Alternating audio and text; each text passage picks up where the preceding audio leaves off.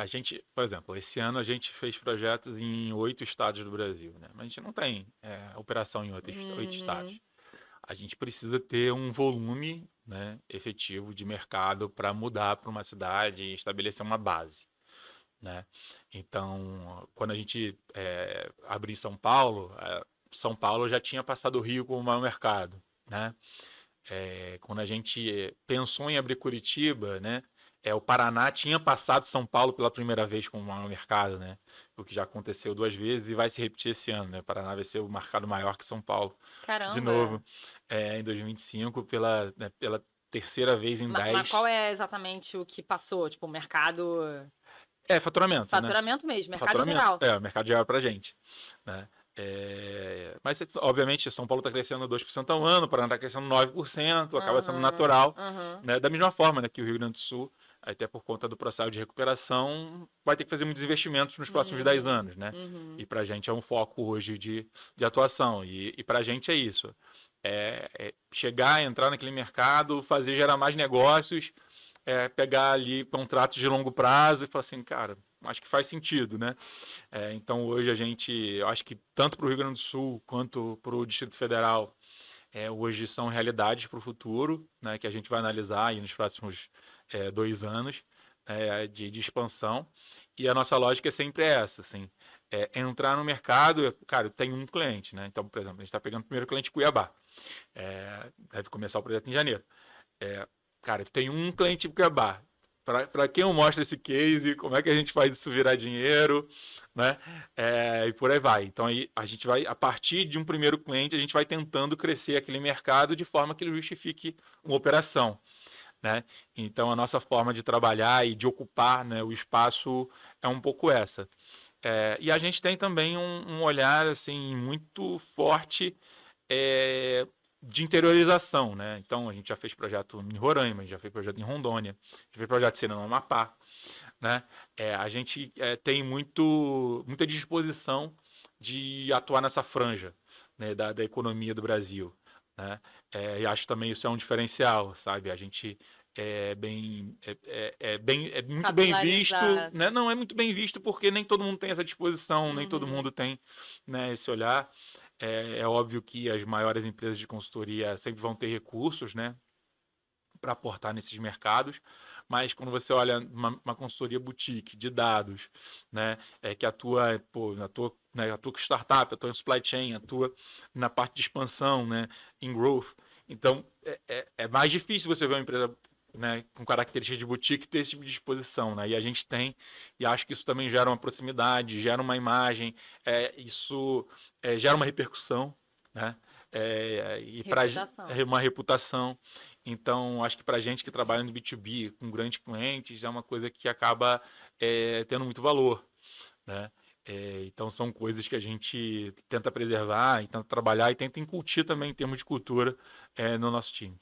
E eu entendo que, assim, nem é só uma estratégia de estar próximo do cliente, que é óbvio, né, fundamental, mas também de você conseguir gerar um ecossistema de colaboradores de fato locais, né? Porque você estando Sim, né, um estabelecimento ali, você consegue, né, trazer mais gente da ponta, que vai de fato trazer o exatamente. campo para você, que tem a cultura local, né? Então, assim, acho que dá para ter ainda mais riqueza nesse todo esse processo de pesquisa, de análise, né? Exatamente. Então, mesmo nesses projetos que a gente faz fora, né, das cidades que a gente trabalha, a gente, em geral, tem um apoio de alguém local, a gente procura trabalhar com alguém da cidade, então a gente também tem essas possibilidades, né? Então, esse grupo de pessoas, né, que compõem, né, esses consultores associados, né, da Cadari também é muito importante nisso, né?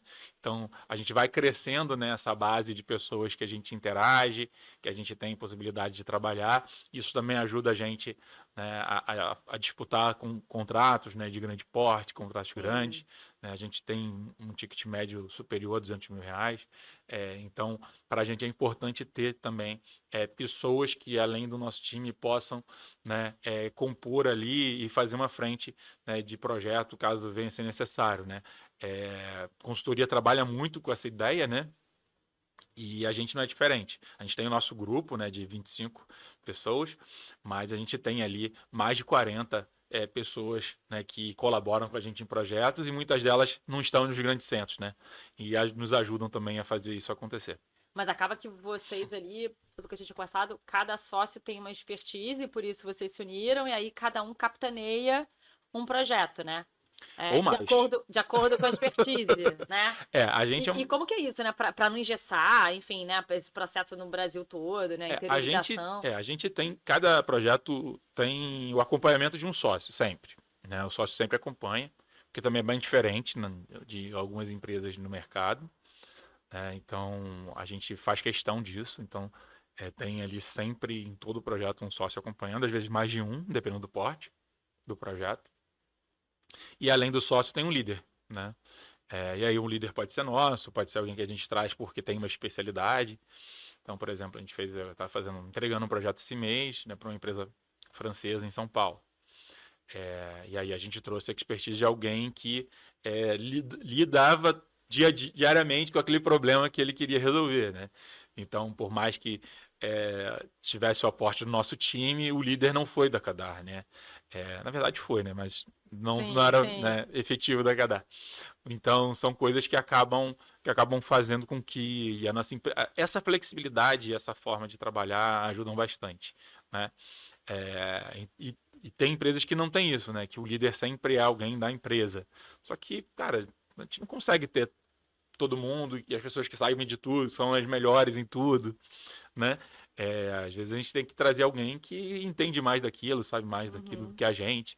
Então, por exemplo, pricing, né? É óbvio que a gente conhece de pricing, a gente, né, trabalha precificação, mas é óbvio que tem pessoas que sabem bastante de pricing e podem ajudar, né? Então a gente tem ali nossos três, uns e eu três acho que com, essa é a né? beleza da consultoria, né? Dela poder ser modular, né? Exatamente. E poder atender exatamente na dor, na expertise ali, né?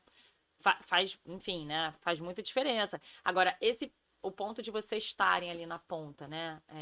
Acompanhando o projeto, tem um pouco a ver por conta da confiança, de vocês estarem ali acompanhando e gerando sempre cuidando para estreitar essa relação com o cliente, eles verem desse trabalho customizado, boutique e tal.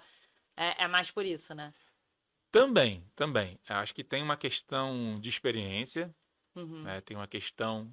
Porque, assim, um projeto de consultoria, ele não se faz só do resultado dele.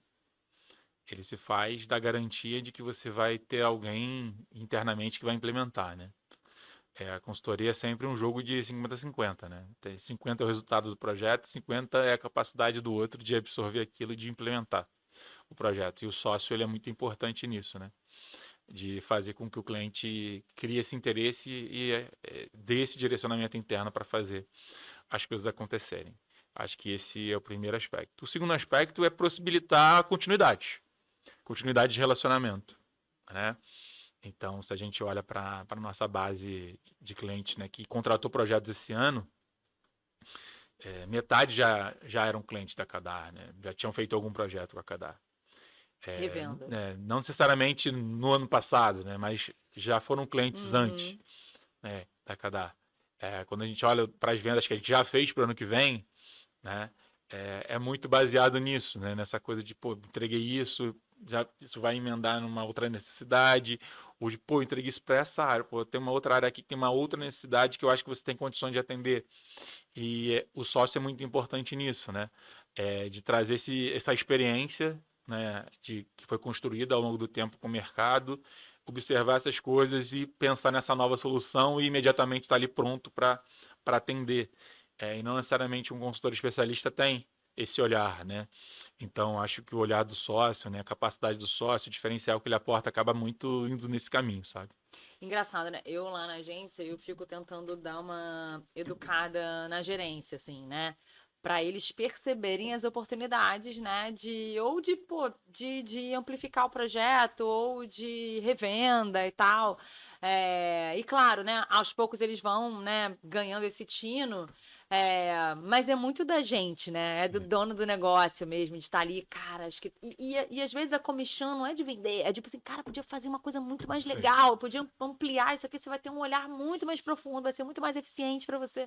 A gente fica um pouco naquela dor ali de, puxa, podia ser ainda melhor, né? Vem, acredita em mim, né? É aquilo, né? O Foto estava conversando com um dos meus sócios outro dia, ele fala assim, não, mano, esse final de semana eu não trabalhei, né? Aí ele falando, né? Aí eu falei assim, você tem certeza que em nenhum momento você não pensou em alguma coisa para a empresa? Ele falou assim, não, eu pensei que eu tinha que resolver isso. Então, a sua cabeça está trabalhando, né, no negócio. Eu acho que o ponto é esse, né? O olhar do sócio e o olhar de sócio é um olhar de melhoria contínua do próprio negócio. Contínua. E quando você pensa em melhorar sempre alguma atividade, quando você olha outras coisas, você também acaba visualizando formas de melhorar aquilo, né? Então é um treinamento mental que acaba acontecendo, né, com o empreendedor. E é natural, por exemplo, entre conversas, né, entre empreendedores, o cara falando assim, pô, mas por que você não faz tal coisa? Aí, tipo, pô, mas você nem é do mercado da pessoa, você não sabe nada. Exato. Mas é porque o seu olhar e o seu mental, né, a sua capacidade mental tá tão voltada para fazer coisas evoluírem que você acaba dando pitaco no negócio dos outros com Por qualidade. isso que eu acho que é difícil fim de semana, você não, assim, não é nem só de pensar o que você tem que fazer, é tipo assim, cara, você tá conversando com alguém, você tá fazendo um Sim. networking não sei o quê, aí daquele vai vir outra coisa, aí você já tá. É isso, tá o tempo inteiro ali, né? Eu vou lá, tipo, às vezes eu tenho uma ideia, eu vou pegar meu celular, aí eu me gravo uma mensagem para ouvir na segunda-feira. Verizo, pensar nisso. Eu anoto também, tem meu bloquinho de nota, eu anoto total, total.